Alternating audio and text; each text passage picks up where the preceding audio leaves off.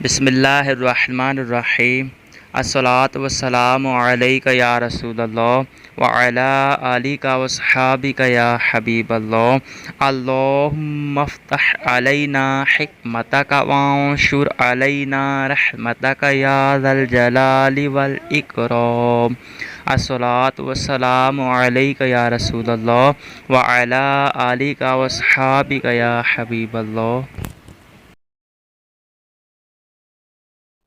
انشاءاللہ عز و جل آج ہم خلاصۃ النحو کا سبق نمبر 4 پڑھیں گے مذکر اور مؤنث کے بارے میں۔ پیچھے ہم نے پڑھا تھا لفظ مفرد یعنی کلمہ کی 3 قسمیں تھیں، اسم، فعل اور حرف۔ پھر ہم نے اسم کی پہلی تقسیم پڑھی تھی تعریف اور تنکیر کے اعتبار سے۔ تعریف اور تنکیر کے اعتبار سے اسم کی 2 قسمیں تھیں، معرفہ اور نکرہ۔ اور آج ہم اسم کی دوسری تقسیم پڑھیں گے جنس کے اعتبار سے۔ جنس کے اعتبار سے اسم کی 2 قسمیں ہیں، مذکر اور مؤنث۔ مذکر وہ اسم جس میں علامت تانیث نہ ہو، مؤنث وہ اسم جس میں علامت تانیث ہو۔ علامت تانیث 3 طرح کی ہوتی ہیں، غول تا، الف مکسورہ، الف ممدودہ۔ پھر مؤنث کی 2 قسمیں ہیں، مؤنث حقیقی اور مؤنث لفظی۔ مؤنث حقیقی وہ مؤنث جس کے مقابلے میں نر جاندار ہو، مؤنث لفظی وہ مؤنث جس کے مقابلے میں نر جاندار نہ ہو۔ یہ آج کے سبق کا خلاصہ ہے۔ چلیں اب ہم اپنے سبق کا آغاز کرتے ہیں۔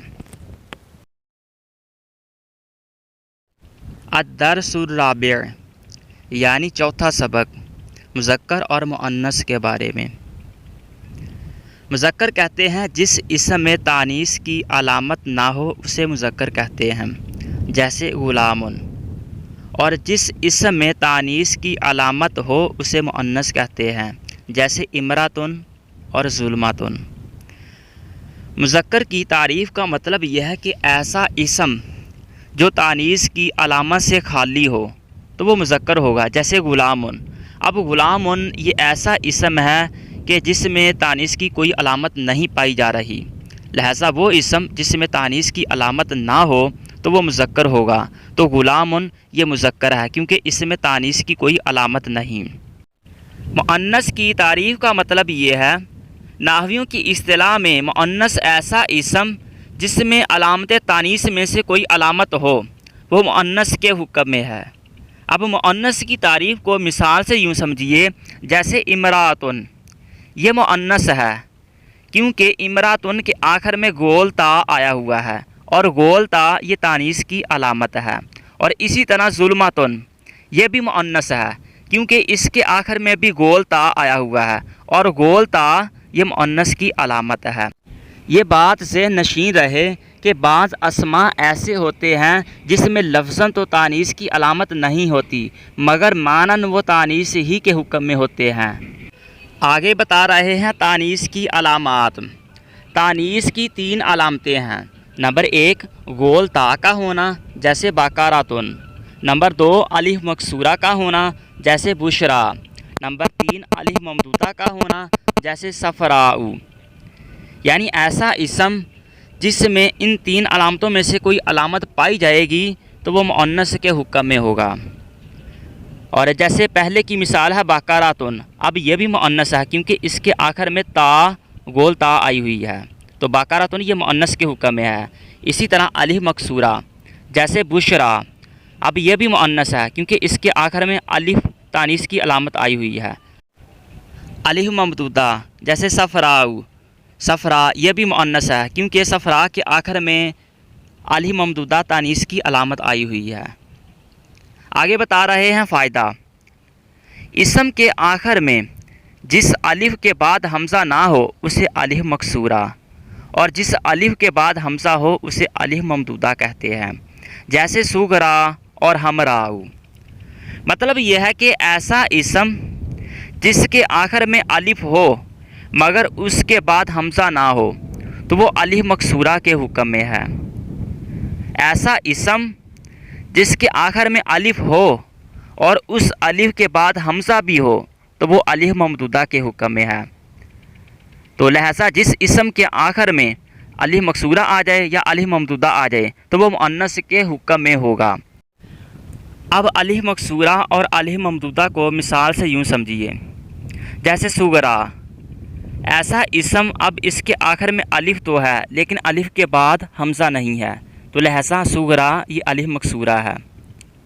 حمراء، اب یہ ایسا اسم ہے حمراء کہ اس کے آخر میں الف بھی ہے اور الف کے بعد حمزہ بھی ہے، تو لہذا یہ الف ممدودہ ہے، کیونکہ ہر وہ اسم جس کے آخر میں الف بھی ہو اور اس کے بعد حمزہ بھی ہو وہ الف ممدودہ کے حکم میں ہے، تو حمراء وغیرہ یہ الف ممدودہ کے حکم میں ہے۔ آگے بتا رہے ہیں مؤنث کی اقسام۔ مؤنث کی دو قسمیں ہیں، نمبر 1 مؤنث حقیقی، نمبر 2 مؤنث لفظی۔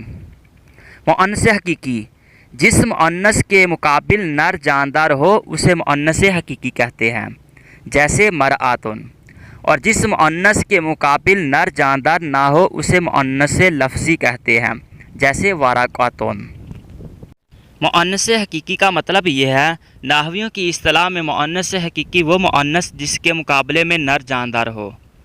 اب مؤنث حقیقی کو مثال سے یوں سمجھیے، جیسے مرآتن، اس کا مطلب ہے عورت۔ اب اس کے مقابل میں جو نر جاندار ہے وہ ہے امراؤن، اور امراؤن کا مطلب ہے مرد۔ اور اسی طرح اتانن، یہ بھی مؤنث حقیقی ہے، کیونکہ اتانن کا مطلب ہے گدی، اور اس کے مقابل میں جو نر جاندار ہے وہ ہے حمارن، اور حمارن کا مطلب ہے گدھا۔ لہذا وہ مؤنث جس کے مقابل میں کوئی نر جاندار ہو تو وہ مؤنث حقیقی کے حکم میں ہے۔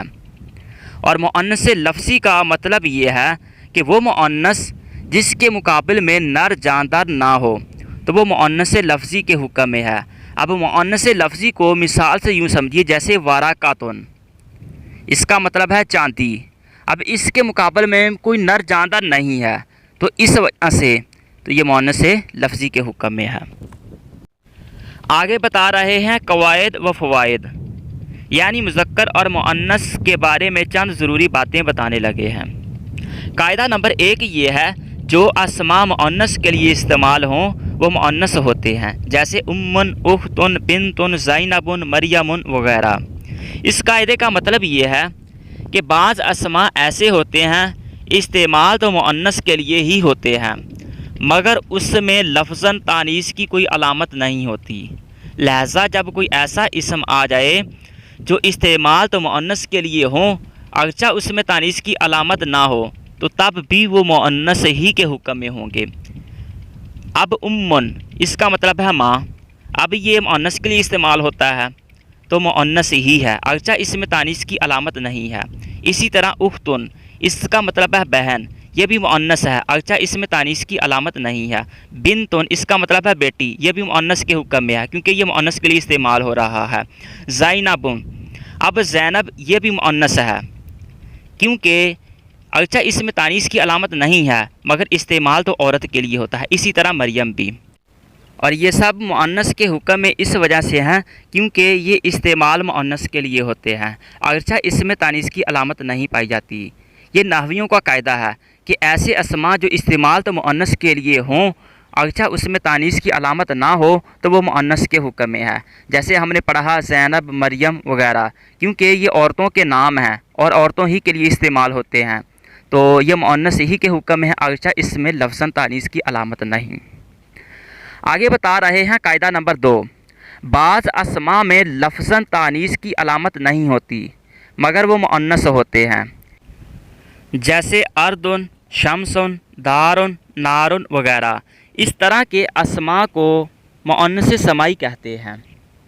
اس قاعدے کا مطلب یہ ہے کہ کلام عرب میں بعض اسماء ایسے ہوتے ہیں جس میں لفظاً تانیث کی علامت موجود نہیں ہوتی مگر اہل عرب بطور اسے مؤنث استعمال کرتے ہیں، تو اس طرح کے اسماء کو مؤنث سمائی کہتے ہیں۔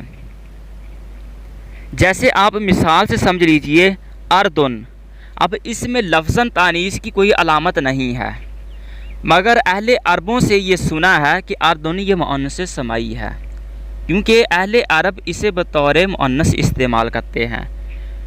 اسی طرح شمسن یہ بھی مؤنث سمائی ہے کیونکہ لفظاً اس میں تانیث کی کوئی علامت موجود نہیں، مگر اہل عرب اسے مؤنث استعمال کرتے ہیں۔ شمسن کا مطلب ہے سورج۔ اسی طرح دارن اس کا مطلب ہے گھر، اس میں بھی لفظاً تانیث کی کوئی علامت موجود نہیں، تو یہ بھی مؤنث سمائی کے حکم میں ہے۔ اور اسی طرح نارن اس کا مطلب ہے آگ، اب لفظاً اس میں بھی تانیث کی علامت موجود نہیں، تو اہل عرب نارن کو بھی مؤنث کے حکم میں شمار کرتے ہیں، تو نارن یہ بھی مؤنث سمائی ہے۔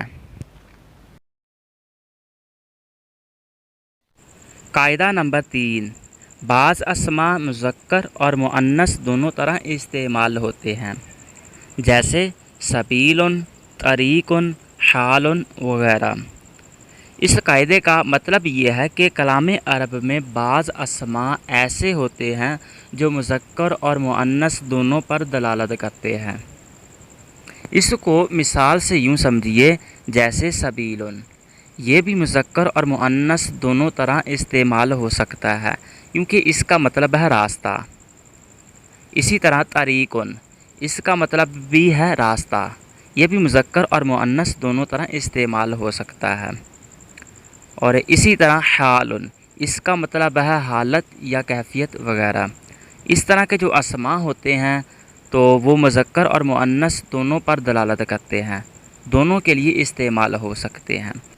قاعدہ نمبر 4، جو اسم مذکر کا نام ہو یا صرف مذکر کے لیے بولا جاتا ہو وہ مذکر کہلائے گا اگرچہ اس میں تا ہو، جیسے طلحۃ، خلیفۃ وغیرہ۔